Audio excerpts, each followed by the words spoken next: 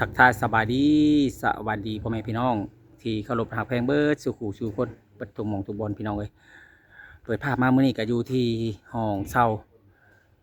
อาจอยแล้วก็หมดคือเก่าคือเดิมพ่อแม่พี่น้องเนาะเมื่อนี้เดินทางมาเยี่ยมยามถามข่าวพี่น้องเลยว่าเรื่องราวที่เกิดขึ้นตั้งแต่เมื่อวานนี้เนาะก็จะได้มาถามทางอาจอยเพิ่นอีกพี่น้องเลยว่าเมื่อคืนนี้ทางเงินหมดเพิ่นยังได้บอกได้ว่าทางเงินอาจอยอีกบอหรือว่าจังไดพี่น้องเนาะโอเคพี่น้องมาฮอดแต่ก็บ่ต้องว่าหลายพี่น้องเลยทีมงานก็มาหลายผู้หลายคนเนาะสบายดีก่อนไปก่อน อ้าวสบายดีเด้อทางนั้นก็ สบา ดี ยดีบ่าวคนโก โอ้ยเนาะพี่น้องเอ้ยหายหน้าหายตาบ่ได้พ้อกันตั้งแต่หึงพี่น้อง ปีสองพันแปด บ่พอกับไผ บ่พ้อกับเจ้าแหละ เจอกันตลอด เจอกัน สวนรถ สวนกันเลยพี่น้องเอ้ยหากบ่ได้พ้อแบบ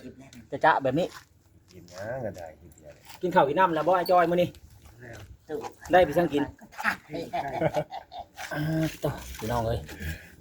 เป็นจังได ยังไม่ได้รับถ่ายไม่ถ่ายไง เป็นจังไดนอนหลับฝันดีอยู่บ่หรือว่าจังไดเมื่อคืนนี่ อย่าเข้าถามนะที่สบายดีนี่ ถ้าไอ้จอยไปหาหลอกไอ้ของบ่มื้อนี้ เมียบ่ได้ให้อีกบ่ ไปเส้นทางนะพ่อ บ่ได้ให้คืนนี่เนาะ ถามตู้ไผ เมียไปทางใดซะมื้อนี้คือเงียบแล้วนอน แล้วนอน แต่คืนนี้ยังไม่ได้นอนนอนลงนึง นอนบางหนึ่งนี้พากันกินข้าวกินน้ำก่อนยังวันนี้นะ กินไก่ กินไก่ เอ้าเจ้าก็เปิดประตูลมมันเปิดออกเฉพาะเรื่องเนี่ยจะเอาลูกมา เอาไปเปิดของไหนเปิดห้อง มันเปิด ลมเพื่อนเราได้ก็ห้องแบบนี้เนาะ ทุกแขก เออ แพงบ่ลาวหรือว่าธรรมดา เป็นลูกแสนนะน้ำในไฟสว่างเนาะของน้ำในโตหรือว่าเดือนละ600,000เดือนละรายเดือนละ1,000ซะเนาะ ตีไป1,000 เดือนละ1,000 บาท ก็โอ้อยู่ได้บ่าวกับไผ โอเคอยู่บ่ โอเคอยู่ได้โอเคอยู่ได้ เดือนหนึงก็โดนเติมเนาะ แม่เอาสองคนหาเงินเด้ แม่น ธรรมดาได้ซ้ำนะออกสาวในเมืองเลยเอน บ่ได้ออกไปขายบ่มื้อนี้ แสน ไปเที่ยวใกล้ ไปแล้ว ไปเลย ไปมาแล้ว มาแล้ว เบิดแล้วแม่นบ่ เบิดแล้วน้อยเดียวนะ แหน่บัดมื้อขายดีโดดบ่พอฮอด ชื่อ 3 ชั่วโมง เท่านี้ชื่อไปนะ ลง แสนห้า รุ่นแสนหายังว่าได้กำไร50,000 ได้กำไร50เหลือค่าน้ำมันได้น่ะ แค่คิวลง ดีแท้ได้ชำนาญก็ได้ แม่น เอาเธอเนาะเอาเธอละหน่อยไปหาหลายเนาะเสียวหลายวันเดียวมันก็บ่หมดแล้ว มื้อนี้ขายดีเนาะแล้วยังมีแบบวางแผนสิไปขายอีกอยู่บ่มื้อนี้หรือว่าพอก่อนมื้อนี้เนาะตั้งหลักใหม่ก่อนมื้ออื่นแลออกตั้งแต่ไก่กำลังเริ่มพู้นแหละเริ่มสิลงคอนมื้ออื่นนี่เพื่อกล้าเกียมเด้ไปซื้อต้องไปแต่เช้าได้ไปขายเนาะคันเฮาไปช่วยแล้วก็บ่ทันลูกค้าไปขายตามหมู่บ้านบ่นายจอยหรือว่าไปขายตามโรงเรียนหรือว่าจังได ไปส่วนนั้นไปทำหมู่บ้าน เช้านี้ไปทางโรงเรียน ไปในคิวรถครับ ไปในคิวรถตามโรงเรียนนี่เจ้าเคยเข้าอยู่บ่ เขา ก็มีอยู่เนาะมันผู้ซื้อนำก็ดี จะมีอยู่ รอไปเรื่อยๆแหล้วพี่น้องเอ้ยขายเครื่องขายพุ่มพวง แล้วเนี่ย ไปบ่ หาไผ ไปนำบ่ สิไปหาไผเนี่ย นี่แหละ แม่นหยังอันนี้นะเว้ากันหยังเรื่องหยังอันนี้นะ ส่วนไปเซโปน ชวนไปเซโปน ไปบ่ ไปก็เลยจังไปถามมาจอยพี่นะเอาถามมาจอยพี่ให้ทางเงินบ่จอยบ่ลาวถามพี่น้อง เอามาจอยกัน จอยกับไป ขายของมาแล้วเนาะวันนี้ก็เลยหยุดก่อนมื้ออื่นค่อยต่อไม่คิดว่าสินั่งร้องไห้คือเมื่อวานนี่ครับอย่าแล้วอย่าแล้วเนาะอย่าให้ เจ้าให้อีหลีซะบ่เปิดทานเดี๋ยวนี้บ่ให้จ่อยมันเป็นได้จังว่าเห็นน้ำตาของลูกผู้ชายน่ะมันต่ำแห้งบ่ นี่ เออมันเหลือใจเนาะ นี่เลือดจัง บ่แม่นว่าอกหักเนาะบ่แม่นแบบคิดว่าแบบมันเหลือใจหั่นน่ะ จนล้นเลย เออมันเหลือใจโลดใจเหลือใจแน่ๆแบบเฮาไปขายของแหละเฮาขายบ่เบิดหมู่ปันว่าเฮาอีกแบบนี้หมู่ปมาว่ามาตำหนิเฮาอีกว่าไปขายได้ยังขายบ่เบิดเพราะว่าอ้าวสร้างเป็น แทนที่จะให้กำลังใจกันเนาะ ไผบ่เจอให้มันเหลือมาว่าอีกมุมมองหนึ่งอันนั้นนี่ก็ดี ใครก็จะขายมันหมดแล้วมันบ่มีคนซื้อ อันนั้นนี่คนสิไปขายนี่เบิดกำลังใจเลยว่าบ่อยากไปในมุมมองของบ่าวลาวเห็นมันนะที่ว่าจะเอาไปขายเองเด้อคันเจ้าคิดว่าเจ้าขายเบิดคุมื้อจะไปขายเองเลยมันสิโยนให้กันแบบนั้นเลยได้แต่ความคิดของบ่าวลาวดอก เป็นความคิดส่วนตัวของเจ้าเนาะ แม่น คันว่าเจ้าขายดีกันเจ้าขายเบิดให้เจ้าไป ไปเองอ้าว ข่อยเบิดความสามารถชุดความสามารถข่อยได้ เจ้าคันว่าเจ้าบ่ให้โอกาสหรือว่าแบบว่าให้มันได้ใจเจ้าหั่นนะก็เราบ่คิดเด้ว่าตลาดนี่มันบ่ได้มีแต่เฮาไปหรอกบางทีเฮาบัดตื่นสวยเฮาไปสวยเฮาบัดบ่ทันหมู่ไปก่อนแล้วเขาก็ซื้อก่อน เงินเขาเบิดปานนี้เนาะ อ่า พอเพิ่นเด็กน้อยนักเรียนก็ดี แล้วเฮาก็เพิ่งมาแล่นครั้งแรกเฮายังบ่มีลูกค้าประจำแบบนี้นะ อืม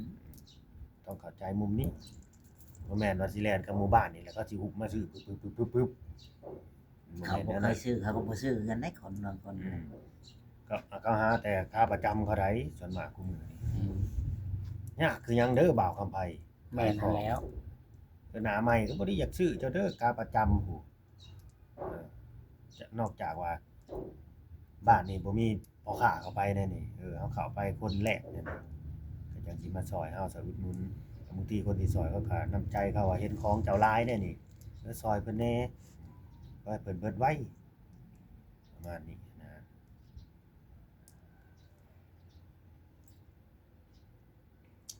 การลงทุนมีความเสี่ยง นี่ ประมาณนั้นนะ มือได้มือบ่ได้อย่างไรเนาะให้มันได้ของมือมันก็ห่วย ก็รวยแล้วนั่นน่ะ เฮ้ย การล ได้ ง ขายหน่อยได้ การลง ขาย ทุน ขาย คันผู้ลงทุนหลายเป็น100-200 ล้านเขาก็ยังมีขาดทุนเนาะ ไว้ สิให้มันได้ตลอดมันเป็นไปได้ยากนี่มันก็มีมือได้มือบ่ได้สบายใจขึ้นหลายแล้วบ่ผมฮะ ลาย หลายเทอมแล้วสิบ่คิดหยัง ห มาก น้าม าย ตาเราสดใสได้มาเมื่อเช้านี่ อืม เมียก็บ่ได้จมให้เด้ อืม ไปขายเครื่องก็เบิดไว้บัดนี้ แป๊บเดียวกลับมา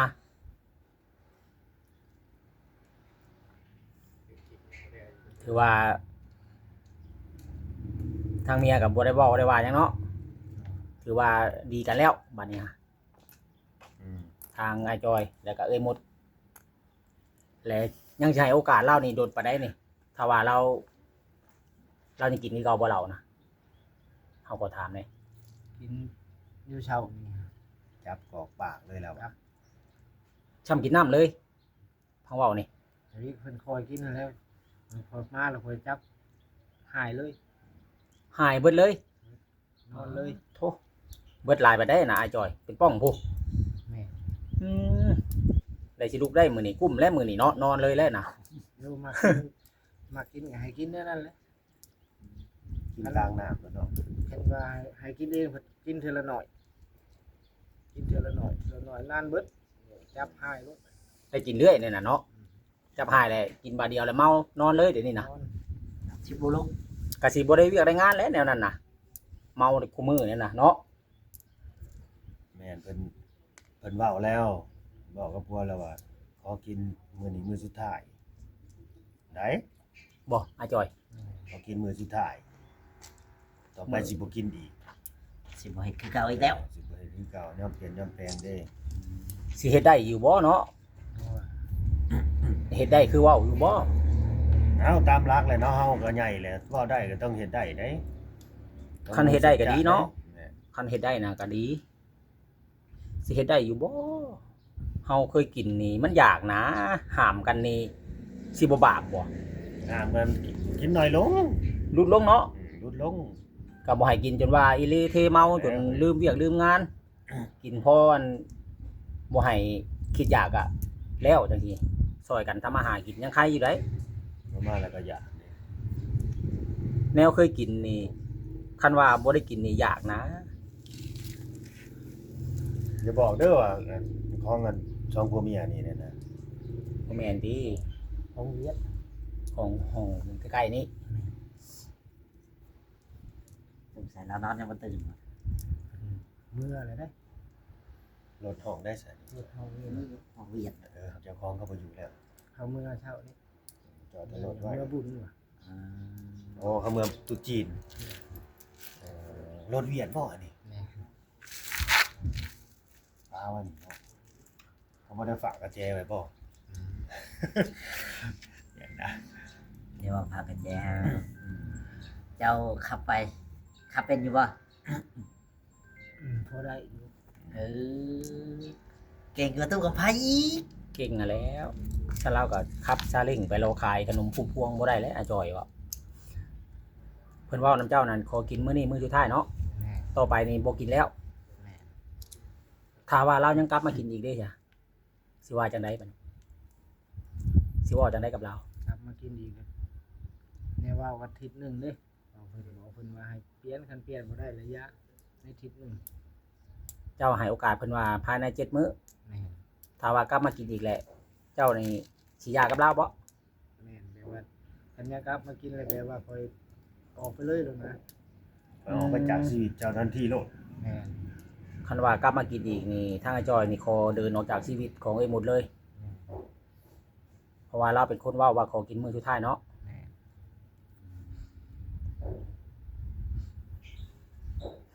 ตัวจักสิว่าจังไดพี่น้องเอ้ยกินก็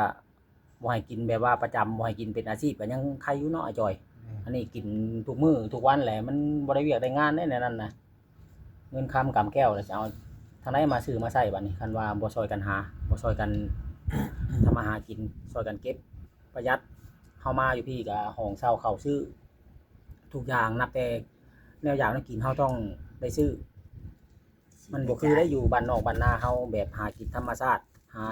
ยิงนกยิงหนูหาหน่อไม้หน่อมันมาต้มมาแกงคือแต่เก่าแหละบ่แม่นเด้บัดนี้เฮามาอยู่ที่มันบ่คือเฮาอยู่แบบธรรมชาติคือเก่าคันเฮายังบ่เปลี่ยนยังแบบบ่ช่วยกันหาเงินหาค้ำอะไรกันญาติมันอยู่กันบ่รอดคันว่าสิให้แต่ผู้เดียวหาเนาะ แม่น แม่นบ่บ่จอย แม่นแล้ว เงินค้ำนี่หายากได้พี่น้องเลยสำหรับคนที่ว่าบ่มีธุรกิจเป็นของตัวเองนี่ ขนาดคอยกูมือนี่ยังหายากบ่ได้ว่าแต่ลาว แม่นบ่บ่าลาว เนาะ แม่น เงินคำเงินทองมันของนอกกายบ่ตายแต่หาได้แม่นอยู่แต่มันหายากหาได้แต่มันหายาก มันสิตายก่อนหานะ มันบ่ให้ คนหาน่ะสิตายก่อนสิตายก่อนสิได้มาบ่ แม่นคือแล้วเลยแล้ว หาแลนมาปุ๊บปุ๊บปุ๊บมาแล้วเพื่อสิได้ เงินเขาแต่ละพัน นี่เดินกันเจ้าจะขายตลาดนี่คอยแนะนำให้แล่นออกไปเส้นนี่เส้นเลขที่10นี่ปลูกออกไปปลูกไปปลูกไปสุดผู้โลดมาหมู่บ้านมันหลายทางนั้น หลาย แม่นคะแนนเจ้าจะแล่นไปโค้งไปบ้านนั่นเราใหญ่ได้โค้งตัดไปมันบ่ได้ได้แทนน่ะ ไปเรื่อง อย่าลงไปทางนั้นได้ ไปแล้ว ไปอีกแหละ ไปมือที่ช่องนะมือ แล่นไปฮอดพุ่นอีก ไป อย่าบอกได้ไปจ่าวคายแท้น่ะแต่พืชอยู่เขาจำบ่ได้ดอกเนาะเฮาก็ใส่หมวกได้อีโมงนี่ ไปวันนี้บอกเขาเพื่อนเขาดิไปขายที่เพื่อนผู้อื่น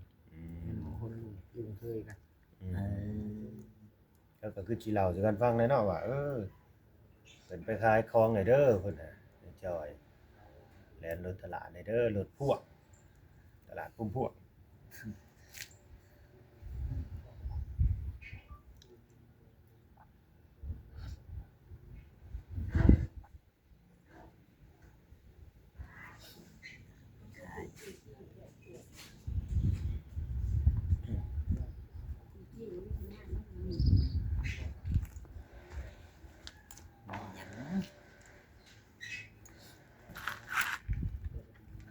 เฮ็ดหยังอันนี้ก็เปิดอันนี้เจอพอจอยนะบ่ได้ว่าเว้าเลย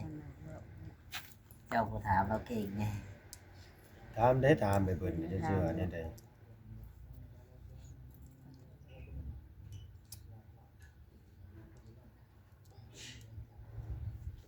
ปฏิมีว่าที่เอาของ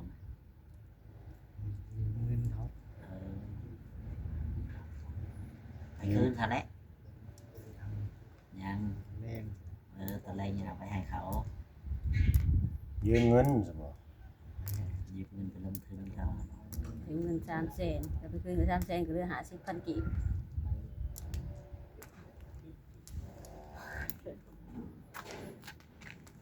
มื้ออื่นได้บาท ซื้อ50,000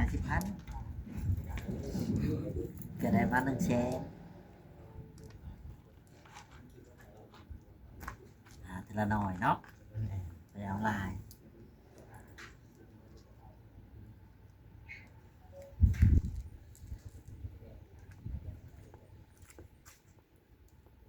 เกิดอะไรขึ้นกับพ่อจอย หลังจากลูกผู้ชายเสียน้ำตามาแล้วตอนนี้ก็คือจิตใจนี่สิดีขึ้นหลายแล้วเนาะอย่าให้อย่างเด้อบัดนี้เด้อหรือว่าสิให้อีก อย่าแล้วอย่าไปเสียน้ำตานะ คนเรามันต้องเริ่มต้นชีวิตใหม่ได้ เจ้าก็ยังรออยู่ดิ เอาเวลามันตันเนาะมันตันมัน เวลามันตันมัน ใจ แบบ สตันเขาเรียกว่าสตัน มันแบบว่ามันต่ำบัดเดียวอึกเลยสิทนบ่ได้เนาะน้ำตาครูมันยะบ่ว่าเพิ่นบ่ว่าแต่ว่าเนาะ บาจอยเคยบ่ บ่ เนี่ย แต่ว่าบ่เคยนะแต่ว่าบางสิ่งบางอย่างมันจะคันอย่างอื่นน่ะมันอาจสิมี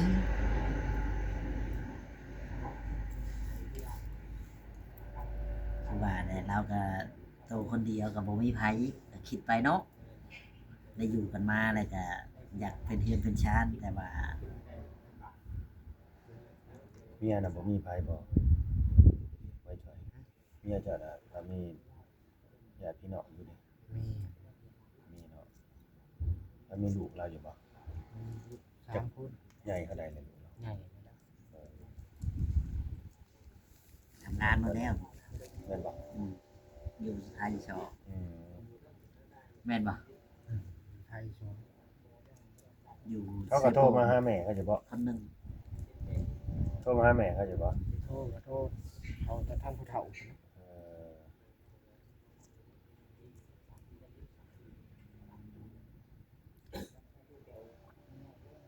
แล้วก็สิเห็นอยู่ดอกแม่ก็ออกคือออกชื่อ เขาต้องเห็นนั่นแหละไปกับเมียบ่ฉันหรือว่าไปเพิ่นขายคนเดียวจัง ไทยสองนำกันนะ เอ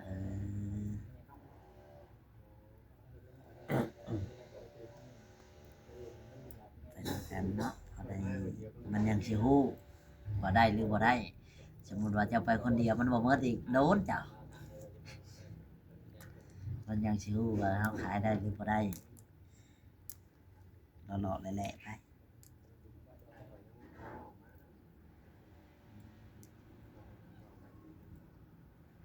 นี่ชีวิตของพ่อจอย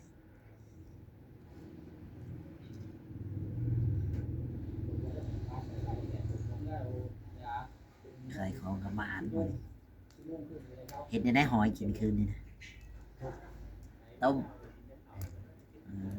ต้มแล้วก็มายิ้มหรือว่า ไว้หยัง หอยสลีบ่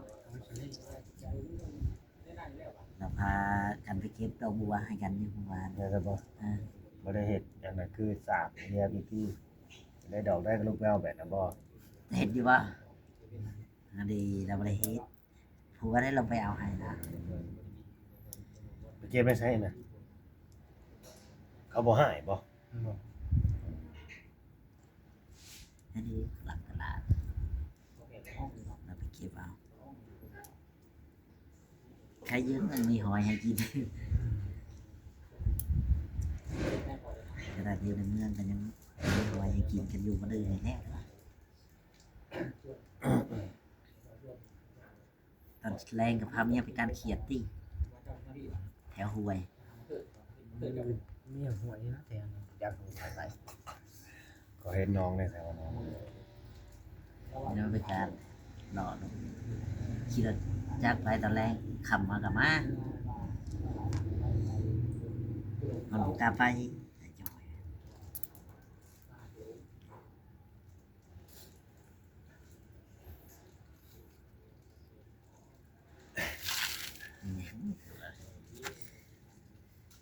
ยเรื่องดีแล้วเนาะแล้วก็อยู่ตามธรรมชาติแล้วลูกเต้าบ่ได้โทรมาหาบ่ ทุ่ม โทรมาโยว่าได้กับลูก ลูกก็อยากมาอยู่แต่ผมมีเงิน ว่า ลูกก็อยู่อันสารวัตรน่ะอยากมาอยู่แต่ผมมีเงินค่ารถค่าล่าง ไม่ได้แล้วไปคุณมาพี่ก็ต้องใช้ค่ารถหลายสิมาคนเดียวผมเป็นมากับผัวบอก จ้าก็สิมาแล้วก็ได้มา อ้าวมีผัวก็มากับผัวถ้ามาคนเดียวก็บ่แม่นอีกแล้วมันก็จำบ่แม่นแล้ว แล้วเนี่ยมันจะมีห้างขาวบ่จอยบ่มีบ่ นี่ ขายน้ำขายอะไรมีอยู่บ่กินอยู่บ่น่ะมีบ่น้ำของน้ำกินอยู่กินอยู่บ่เอ็มร้อยกาแฟกินเยอะกินบ่ เราก็คอยได้ของมึง ไปซื้ออีกก่อนนะครับ มาได้ไหมช่วยบ่ได้มีเงิน หาดออกไปนี่นี่หาดเลยนะออกตรงนั้นหาดแล้วดิ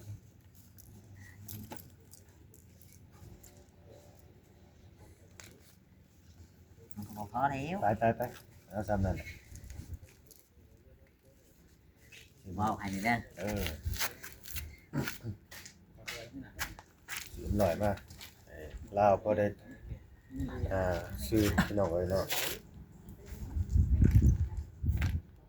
ป้าตัวหลายนาทีก็แห้งพี่น้องเอ้ย หลายแล้วบ่ หลายนาทีเดี๋ยวได้นี่ฮะ ไปเจ้าไปไสมาคนละเมื่อยจะเว้าอะไรนี่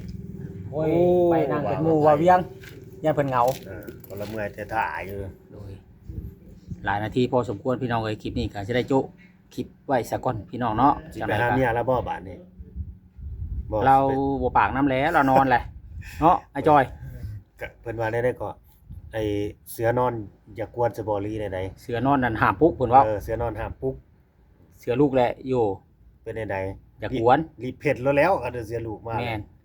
เตรียมเผ็ดโลดข่อยอยากเห็นตอนเสือลูกมาได้สิเป็นจังได สิชโลงชิงเลงบ่เนาะ สิเป็นจังได ยันแต่ชโลงชิงเลงแหละคันว่าเสือลูกมา เสือแมวได้